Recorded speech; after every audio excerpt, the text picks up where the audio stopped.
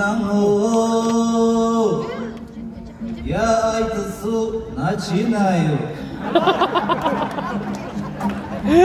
Стихи моментально сочиняю. Меня зовут Мурадов Уральский, известен от Атравду Копчегаю. Ассаламу алейкум, братья, от души вам сердечко посылаю. Аспангет хочет со мной побороться, постоянно отчаиваю. Первый раз вашим малым городишке про город Павлодар вообще не знаю. Красивый такой город не видел я, ход ездил туда-сюда на все краю. Друзьям родным поддержите, здесь надо сильно хлопать по сценарию. Я вас всех люблю очень сильно, светлую топтать любовь, зачем мою?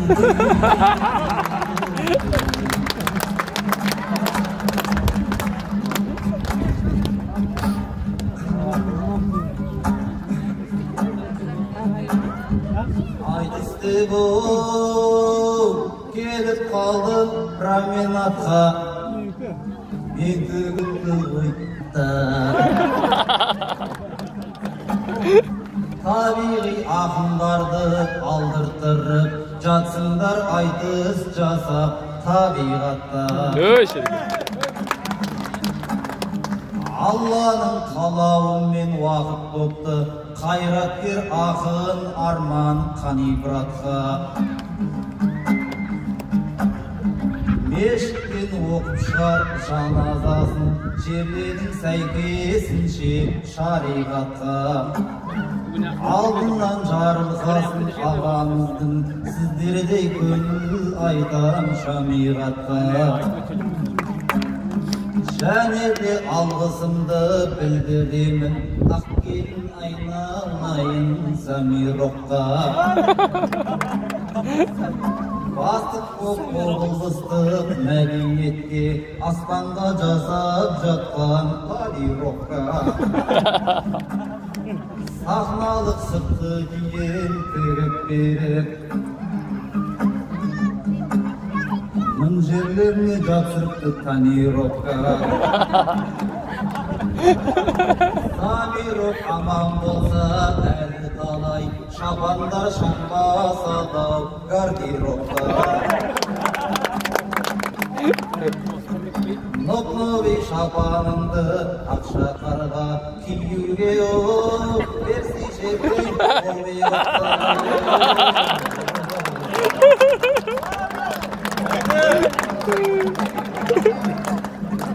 Аспанбегі атағыңыз асқақ неткен, шапаның үстіндегі шып-шып неткен. Көрініп тұр шапаныңды тігу үшін, бюджеттен сияқты ғой ақша көп кеткен.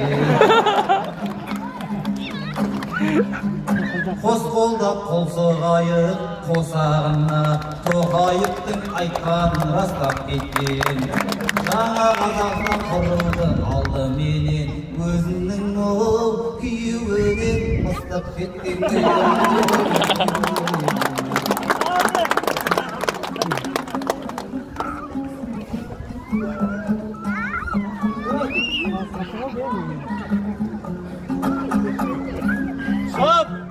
Басында аспан беттің бір таңы, орамалдан болды. Алмасаң Павлодарды қазақшалай келеді, қай жеріңнен бойың. Ағау қарамайым, илайлым, аспан бет алым дейім, ерке тайым.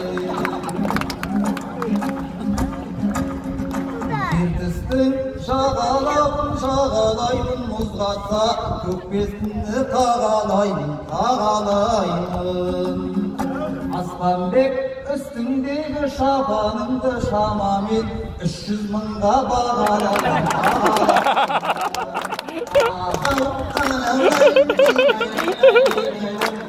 Aslanbek gezeyinde yerge koyar. Öyle. Aslanbek şıp!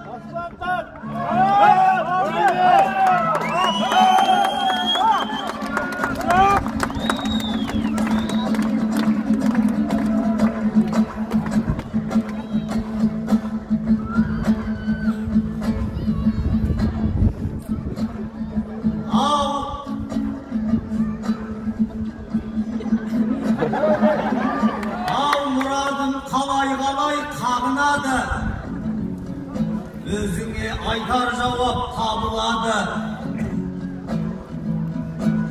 Aldığında kılın kazak otkan çokpa, Kazakça amandassan nağıladı. Aytalayın muradın şatspağın, tabıladır Kazaklardın şanırağı. Oruslarını kay жерден көріп тұрсың.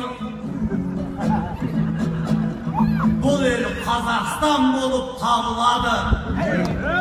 Сондықтан аузыңа байғат сөйле, әйтпесе бойдан жының қағылады. Аузыңды қисайтып жібермесін мәшһүр Жүсіп атамның әруағы.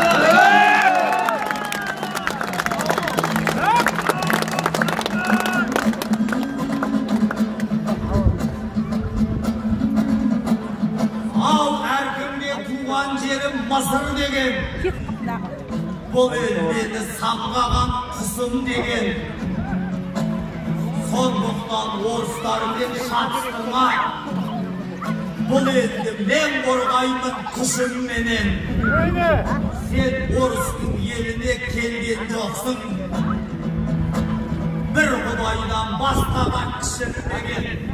Шәкен Аймановтың елдің ауылына осыны жан екенсің түсінбеген. Советтің қаны танып тұрған кезде Ленин жайында бір кино түсірмеген. Ал сен үйтіп кетірмегін сүйгім келге. Оқсап отсың малымды жейтіндерге. Павлодар қазақтың өз мекені.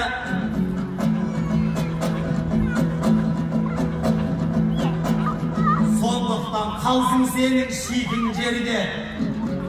Алдымен Сәтбаевты көрсетейік, Павлодар орыс жері дейтіндерге.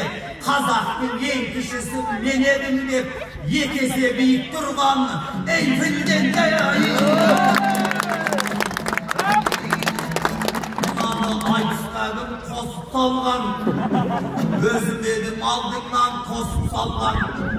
Сондықтан орыстармен шатыстырма, бұл елде қазақи бесік салған. Орыстың мекеніне келген жоқсың, бұл ел қазақылыққа көшіп салған. Мұса мырзаның келдің ауылына, Санкт-Петербургқа мешіт салған.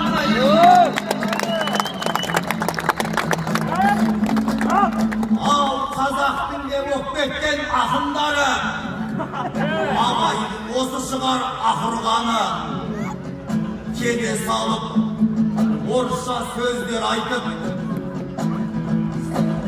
сөз айттың реперлардың сапындағы. Кішкене көзімізді ашып қойсай, біз жақта қазақ болып жатыр бәрі.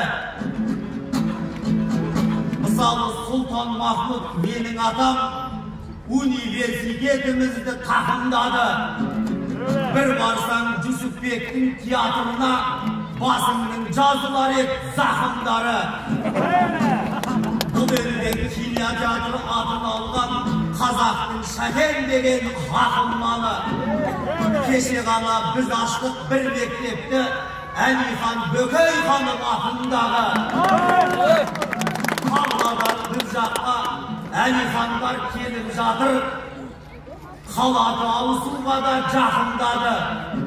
Сондықтан елдің рухын көтеретін өлең айтшы жүректен атылғалы. Әйтпесе Орал жақтан Павлодарға қамажай билеу үшін шақырмады.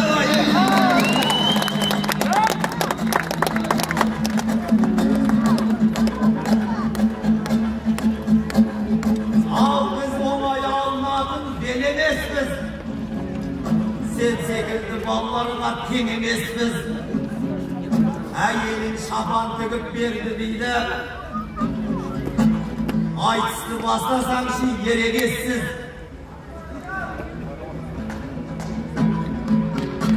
Ай сайын шапан кием керекуден. Үйткені жұртта қалған серемеспіз. Шапанымды әйелім тіктірген жоқ. Біз үйтіп жалынатын ел емеспіз. Бұл халықтың тіктірген шапаны ғой. Бір шапан таппай жүрген сен емеспіз. Әйеліміз директор деп қояды. Біз оңай ешкімге де жем емеспіз. Құдай берген халықтың арқасында министрдің ұлынан кем емеспіз.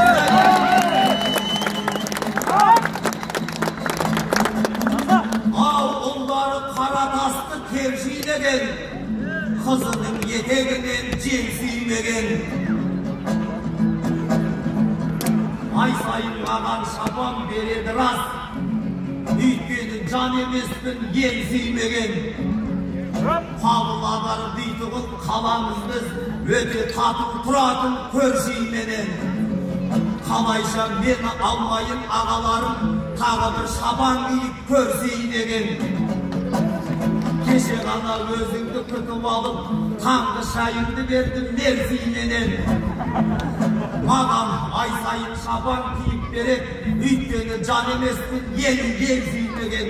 Павлодарды Оралға Оралмен шатыстырма, ақындарын жіберер жел сүймеген.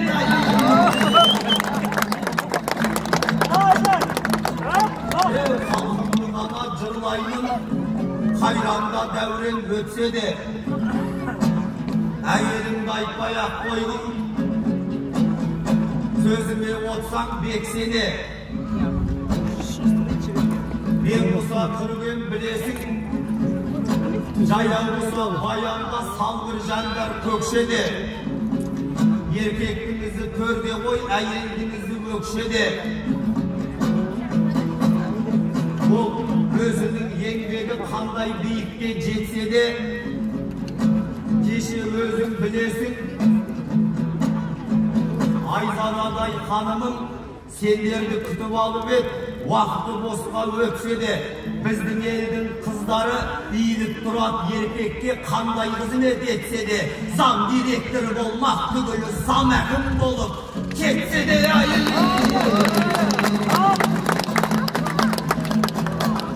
жақын келіп отырау оттымызға, орыс өлең жазыпсыз соттымызға. Ал енді тағы бір кезек берейінші, құрбандық болар мынау тоқтымызға. Өткенде Атырауға тойға бардым, сонда да сіз айтысып оттыңыз ба? Бішкекке де айтысқа бірге бардық, сосын Алматы жаққа өттіңіз ба? Кеше Астана жақта жүредің ғой, бүгін Павлодар жаққа жеттіңіз ба? Менің семьямды сен не қыласың? Нұрыңды шаңырағына төктіңіз ба? Өзіңнің бала-шағаң не болып жатыр? Әкең ғой. Текті ұл мен текті қызға, жоқ әлде үйірменен әйеліңді көршілерге тапсырып кеттіңіз бе?